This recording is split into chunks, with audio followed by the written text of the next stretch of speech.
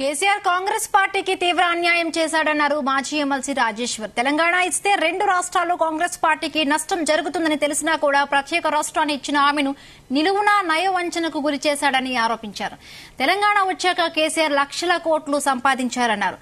వేలాది ఎకరాల భూములను కాజేశారని ఆరోపించారు. కేసీఆర్ తమ కుటుంబానికి తప్ప ప్రజలకు చేసిందేమీ లేదన్నారు రాజేశ్వర్. కేసీఆర్ గారు వాస్తవంగా కాంగ్రెస్ పార్టీకి అన్యాయం చేశాడు. సోనియా గాంధీ చివరి దినాల్లో రాష్ట్రం 2 రాష్ట్రాలు విడవదీయడం, ఒక రాష్ట్రం చేతులార పోతుందన్నప్పటికి కూడా త్యాగం చేసి తెలంగాణను ఇస్తే దానికి మోసం చేసిన వ్యక్తి కేసీఆర్ గారు.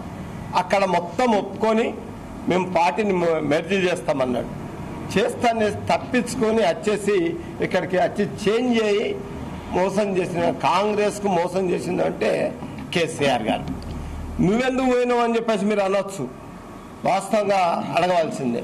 ఆయన అసెంబ్లీలో కానీ కౌన్సిల్లో కానీ ఆయన ఏమన్నాడు, నేను తెచ్చిన తెలంగాణను నేను ఖచ్చితంగా తెలంగాణకు న్యాయం చేస్తా, తెలంగాణ కొరకు ఎంతో మంది విద్యార్థులు ప్రాణాలు పెట్టారు, రాష్ట్రం మన నిధులు మన డబ్బులు మన ఉద్యోగాలు మన ఫైనాన్స్ మనం అన్నాడు.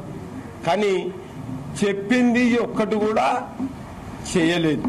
ఆయన ఏమన్నాడు, ఒకటి అన్నాడు, నేను అసెంబ్లీలో ఉన్నప్పుడు నేను ఆ స్పీచ్ లో ఉన్నాను, గవర్నర్ మేము ఏదైతే ఉన్నదో అవసరం పడితే చట్టాలన్నా చేంజ్ చేసి ఈ రాష్ట్రానికి ముందుకు తీసుకుపోతున్నాడు.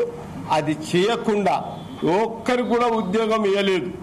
ఫస్ట్ మేములే ఉన్నాం, మాకు దగ్గరలో కొంచెం బీజేపీ ఉంది, బీఆర్ఎస్ నామరూపాలు లేదు.